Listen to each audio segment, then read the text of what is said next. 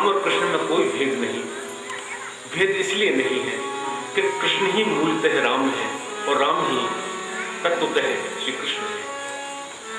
जैसा भी आपको बता रहा था कि जब जब भी पृथ्वी पर तरह तरह के कष्ट आते हैं, जिस समय काम का आकर्षण ज्यादा था तो संतानिक बने, ऐसे श्री कृष्ण जो है ये आनंद का अवतार है। इन्होंने न जाने क्या क्या कैसे कैसे। एक माता पूछ रही थी, पता नहीं कल पूछ रही थी कि पंडित जी ये जरूर बताना कि कृष्ण का 56 भोग क्यों लगाया जाता है। अरे मेरे बाबा, सबसे ज्यादा खाता पीते रहने वाला कोई अवतार है तो श्री कृष्ण है? दिन में एक बार नहीं 8 बार भगवान जो है प्रसाद पाते थे।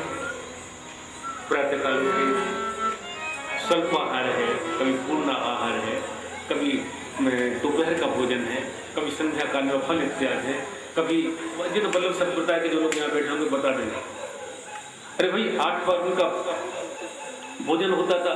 7 दिन इन्होंने गोवर्धन पर्वत को उठाया था, तो 8 और 7 का अगर गुणा कर दें 8 7 56 लोगों ने जिस समय भगवान ने गोवर्धन को रख दिया तो 56 प्रकार से भोग लगाया। इन्हीं का ही 56 भोग लगता है। आजकल हनुमान जी का भी लगा देते हैं, दुर्गा माँ का लगाया, वे तो 56 क्यों लगाए?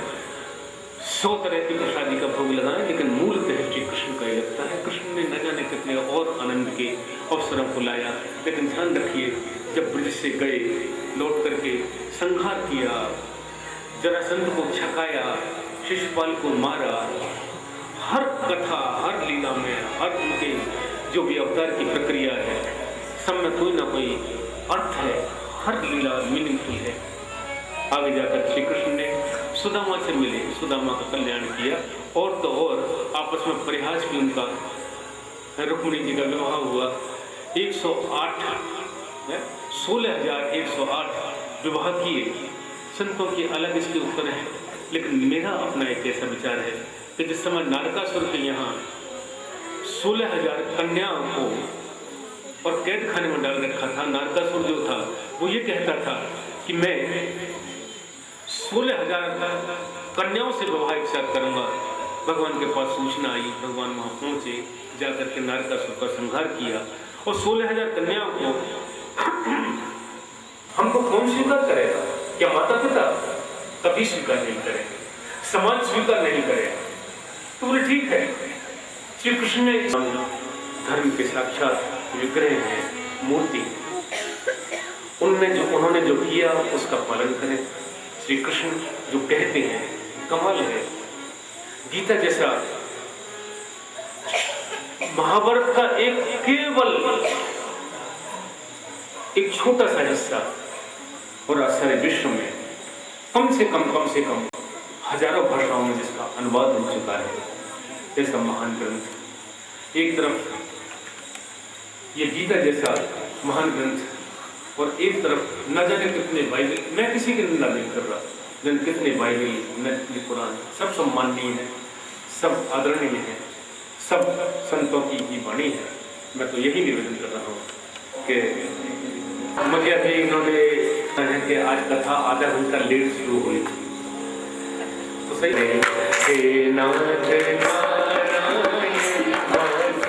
बोलो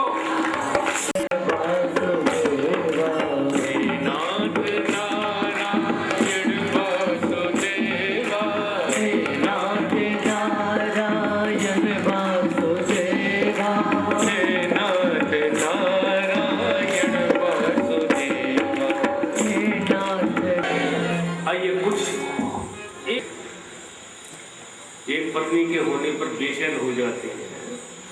16,108 उनकी पत्नियां थी, तो सबके साथ उनका व्यवहार। अरे मैंने बाबा यही भ्रम तो एक बार नारद जी को हो गया। नारद जी ने सोचा हमारा शादी नहीं होने की, पर आपने 16,108 कन्याओं से विवाह किया, यानी हम तो बेकार ही गए। और आपको बताएं मित्रों, संसार के एक कुआरे लोगों, आप बड़े भाग्य। रात और दिन खाएं खाएं खाएं खाएं खाएं। उन्होंने निर्णय कर लिया, या तो घर में तुम रहोगे या मैं रहूंगा। ज्यादा लड़ाई हुई, पत्नी का ब्लड प्रेशर हाई हो गया, रात्रि के 12 बजे तबीयत खराब, हाय दवा मच गई। लड़के अलग परेशान, वो अलग परेशान, बोले चलो चलो चलो डॉक्टर के यहाँ चलो। डॉक्टर के यहाँ पहुंचे। पहुंचने के बाद बोले भाई इनका तो ब्लड ही बहुत कम है, क्या बताएं, ब्लड प्रेशर तो इनका नॉर्मल है, लेकिन बात यह है कि इनमें तो खून की बड़ी कमी है, इनके ब्लड में कम से कम 2 बोतल खून चढ़ेगा। बोले डॉक्टर साहब रात्रि में इस समय 2 बजे खून कहाँ से आए? बोले ऐसा है कि चलो सब लोग अपना अपना टेस्ट कराओ। लड़के का टेस्ट कराया, नहीं मिला। बेटी का टेस्ट कराया, नहीं मिला। बहू का टेस्ट कराया, नहीं मिला। वो कहने लगे सेठ जी आप भी अपना टेस्ट करा लो। उन्होंने कहा भैया मेरा भी टेस्ट कर लो। टेस्ट किया, मिल गया। बोले भैया बढ़िया रहा, सेठ जी चिंता मत करिए। 2 बोतल खून लेके चढ़ाया गया। चढ़ाने के बाद उन्होंने कहा कमाल है सेठ जी, किसी का खून नहीं मिला, आपका खून मिल गया। करे डॉक्टर साहब 25 साल से मेरे तो खून पी रही और कर का रही, मेरा खून पी पी के बच्ची ऐसी है। पत्नी की आंखों में कृतज्ञता के आंसू थे। और सुबह सोई सुबह बिल्कुल सूर्य उदय नहीं हुए थे, ब्रह्म मुहूर्त था। श्रीमन नारायण नारायण नारायण। भगवान श्री श्याम सुंदर जो है प्रातः काल ब्रह्म मुहूर्त में उठ करके स्नान कर रहे हैं। रुक्मिणी जी महारानी जो थी एक छोटा सा बाटा जो है उसको बिठा रही थी भगवान के लिए, उनकी संध्या के लिए, उनकी पूजा के लिए। और वहां पर एक लोटे में जल, एक तश्तरी में पूजन की सामग्री लगा रही थी। भगवान श्री श्याम सुंदर जो है स्नान करके शरीर को प्रक्षालन करने के बाद पहुंच रहे थे। अचानक नारद जी ने कहा अरे अरे अरे अरे अरे नारद जी आप प्रातःकाल ब्रह्ममुहूर्त में आइए कि नहीं, अभी आता हूँ। आगे पहुंचे नारायण नारायण नारायण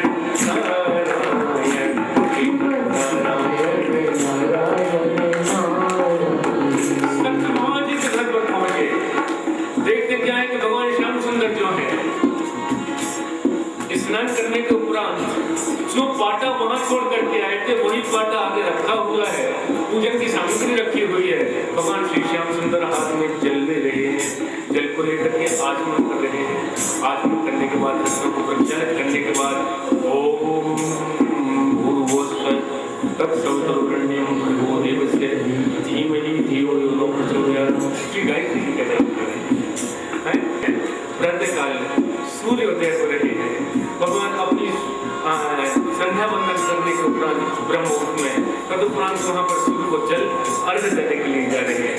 अरे अरे नारद आओ। अरे बोले महाराज नारद चक्कर लगाते लगाते परेशान हो गए, सर पकड़ करके बैठ गए। किसी में स्वल्पाहार, किसी में भोजन, किसी में पूजा, किसी में बैठे हुए अपने जो शिशु हैं उनके साथ आनंद कर रहे हैं। तदुपरांत भगवान जो है देखते क्या है नारद सभी महलों से निकलते हैं। निकलने के बाद बिल्कुल एक स्वरूप उनका भगवत प्रभु, मैं तो चक्कर में पड़ गया। बोले नारद तभी तो कहता था विवाह मत करो। इस तरह भगवान का गृहस्थ है और गृहस्थ में बड़ा हास परे हास। एक दिन रुक्मिणी जी से कहने लगे रुक्मिणी बड़ी गलती कर गई। वैधर्वे तज विद्याय त्वयि दीर्घ समीक्षया प्रतावयं गुणैर्हीना भिक्षुविशिला गया। अरे रुक्मिणी तुमने बड़ी गलती की। तुम राजा की लड़की और राजा की लड़की होने के बाद और तुमने हमसे विवाह कर लिया। ये भिक्षुक जो ब्राह्मण है ना, अरे बस समझ लो हमारी प्रशंसा। और बेहोश होने के बाद भगवान श्याम सुंदर ने हाथ में एक पंखा लिया पंखा लेकर के चलने लगे, गुलाब जल के छींटे लगाए, उठा करके उनको बिठाला। अरे रुक्मिणी, हम तो प्रयास कर रहे थे, आप जानती हैं कि हम लोग कितने भाग्यशाली हैं। अयम परमो लाभो गृहेषु गृहमेधिना या भीरो भामिनी। अरे भीरो, अरे कमजोर हृदय की मेरी रुक्मिणी, तुम इस तरह परेशान हो? अरे संसार में हम कितने सौभाग्यशाली हैं कि हम पति पत्नी आपस में बैठ करके ये हास परिहास करते हैं। गृहस्थी का तात्पर्य गृहस्थी में आनंद होना चाहिए। ये नहीं कि वो आए तो सड़ा सा मुंह बना लिया और कहीं कोई मित्र साथ में आ गया तो और ज्यादा हुई कि देखो, एक तो आप आए हैं लेट और आने के बाद मुष्टंडे को साथ हो गया। पतिदेव ने कहा जरा 2 चाय जल्दी बना के देना। 1 minute, 2 minute, 5 minute, 10 minute, 15 minute हो गए। मित्र ने कहा कोई बात नहीं, फिर पी लूंगा, इस समय लगता है कहीं व्यस्त होंगी। नहीं नहीं भाई, जरा चाय लेकर के आओ। चाय लेकर के पता लगा फिर आधा घंटा हो गया, मित्र चले गए।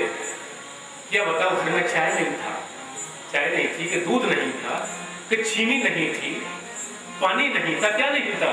बोले चाय थी, चीनी थी, पानी था, मीठा था, सब कुछ था। बोले क्या नहीं था? बोले हमारा मूड नहीं था। हर समय लो चाय बना दो, चाय बना दो, चले आते हैं काम से। बोले ठीक है, आज मैं चाय नहीं पीऊंगा। जूतों को पहने हुए थे, चल दिए। बोले कहाँ जा रहे हो? बोले होटल में चाय पीऊंगा। करो जाओ 1 मिनट।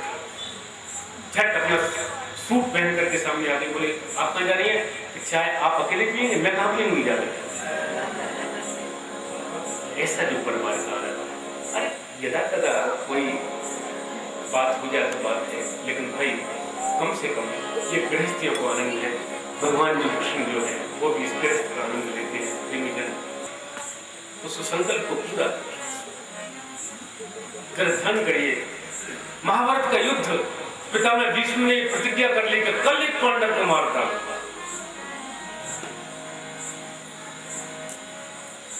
पांचों पांडव, चांदनी निकली हुई है, चंद्रमा की किरणें छा रही हैं।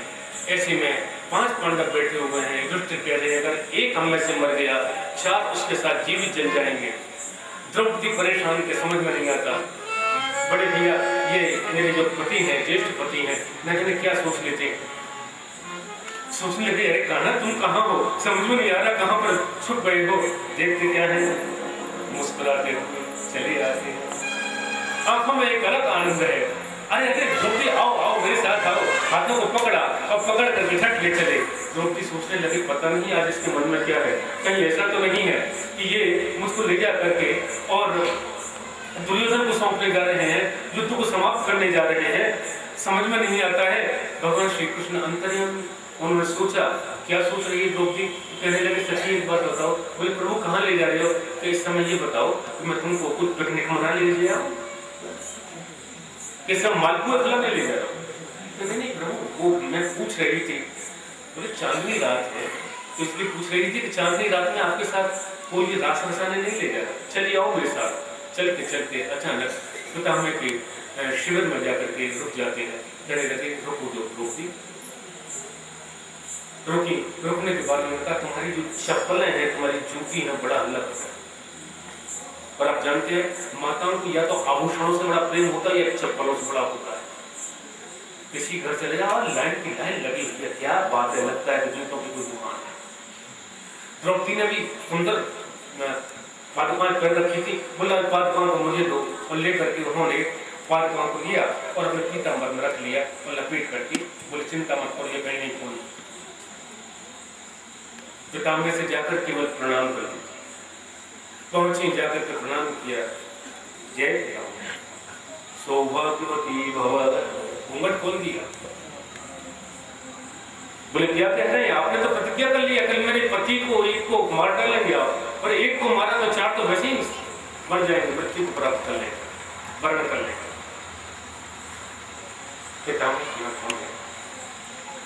आंसू आ गए। अरे छोड़ो द्रौपदी, जो प्रतिज्ञा हुई वो तो हुई, कल क्या होगा ये मुझे भी नहीं मालूम, कराने वाला वही है। ये बता वो कहाँ है जो तुझे लाया है? श्याम सुंदर जो है अंदर आए, आकर के पीतांबर को खोल करके चप्पल डाली कि द्रौपदी पहले अपनी चप्पल पहन। पितामह बोले तुम शर्म नहीं आती, लज्जा नहीं आती है? आंखों में आंसू है, मुस्कुराहट चेहरे पर है। इन कुरुकुल की स्त्रियों की चप्पल उठाती हो तुम्हें लज्जा आती है कि नहीं? करे पितामह आप क्या जाने, आपकी शादी तो हुई है। वाले चरण जिस समय आपकी प्रतिज्ञा से डगमगाने लगे थे, उस समय मैंने सोचा कि चप्पल चाहे मुझे पीताम्बर में बांधने पड़े, लेकिन चरणों को डगमगाने नहीं। ऐसे हैं श्री कृष्ण, ऐसे हैं श्री कृष्ण। दुर्वासा आए हुए हैं 10,000 शिष्यों के साथ, कहते हैं अभी आते हैं, भोजन करेंगे। श्याम सुंदर को मालूम पड़ा कि सखी पुकार रही है, द्रौपदी पुकार रही है। बैठे हुए थे रुक्मिणी जी के पास और दौड़ लगाना शुरू करते हैं। रुक्मिणी जी बोली कहाँ जा रहे हो? वर्षा का मौसम है? आज जन्माष्टमी का दिन है, आज आपका आपके जन्मदिन है आपका, हम आयोजन करने वाले हैं।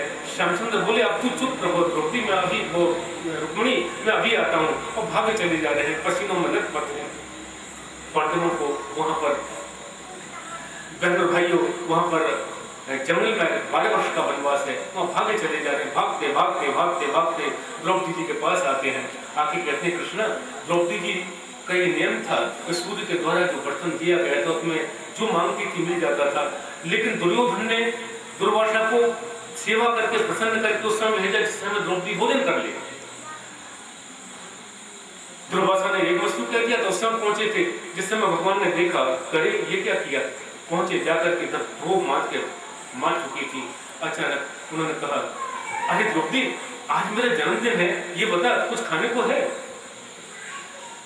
कि कृष्ण आप भी खाने के लिए आए हैं यहाँ जान के लाले पड़ रहे हैं और आप खाने की बात करते हैं? अरे सखी ये तो सोच, कम से कम तू मेरी सखी है, कम से कम कुछ तो मेरे लिए खाने को बचा कर रखती। बोले प्रभु के बर्तन भी धो दिए।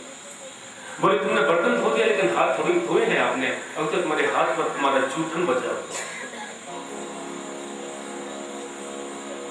मैं उड़िया महाभारत का अनुवाद पढ़ रहा था, प्रतिभा राय, बड़ा अच्छा सुंदर दृश्य खींचा उन्होंने।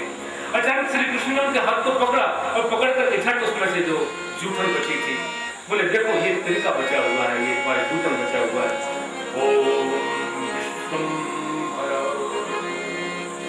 विश्व का पेट भर जाए, भगवान का संकल्प। और जैसे संकल्प किया, संकल्प के साथ साथ देखते क्या है, दुर्वासा के 10,000 शिष्यों को स्नान करते समय ऐसा लगने लगा जैसे यहाँ तक भोजन हो गए, और ऐसा अनुभव होने लगा। दुर्वासा से बोले कि प्रभु पेट भरा हुआ है, युधिष्ठिर तैयारी कर रहे होंगे, क्या खाओगे, कहीं शाप ना दे दें, वे सत्य के साक्षात अवतार है। तब भागे। बोले द्रौपदी तुम्हारे नौते हुए ब्राह्मण नहीं आए? बोले क्या प्रभु बता दीजिए कहाँ गए? ऐसे ही हमारे कृष्ण, ऐसे ही हमारे कृष्ण।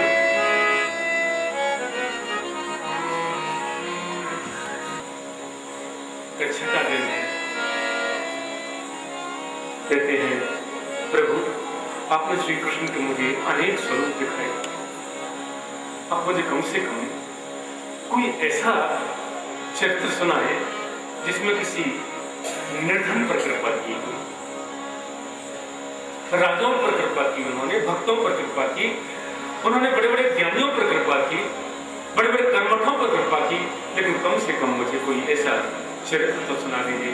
बोले राजन क्या बताऊं, ऐसे थे सुदामा, बस केवल 5 मिनट के लिए। सुदामा जो है